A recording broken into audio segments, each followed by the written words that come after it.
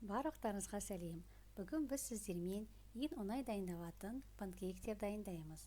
Ол үшін бізге бөлме температурасындағы 1 кесе айран, 1 жұмыртқа, 1 кесе електен өткізілген ұн, 2 ас қасық сұйық май, 2 ас қасық қант және жарты ас қасық ас содасы қажет болады. Алдымен айранымызға ас содасын қосып асықпай араластырамыз. Ас содасы реакция бергендіктен көлемі ұлғаяды. Сондықтан үлкенде ыдыс алып, жақсылап араластырып қойғандарыңыз жөн. Сол уақыт аралығында жұмыртқамызға қантымызды қосып, жақсылап араластырамыз. Қантымыз еріп, жұмыртқамыз әппақ болғанша миксермен жақсылап мискерлейміз. Енді көпірген айранымызға жұмыртқамыз бен қантымызды қосамыз.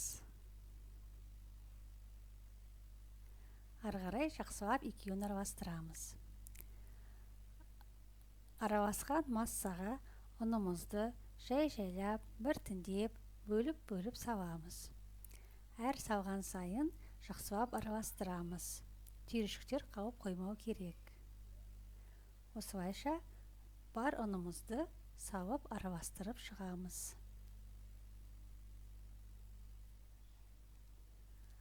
Араласқан құймағымызға ең артынан сұйық майымызды қосып, тағы да бір жақсылап араластырамыз.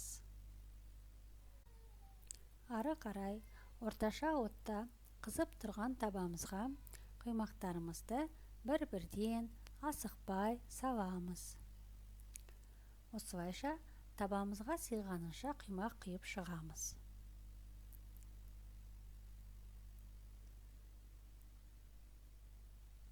Енді құймақтарымыздың бетінен пузырьки пайда болғаннан кейін, яғни шамамен 30 секунд уақыт өткеннен кейін, екінші бетіне аударамыз.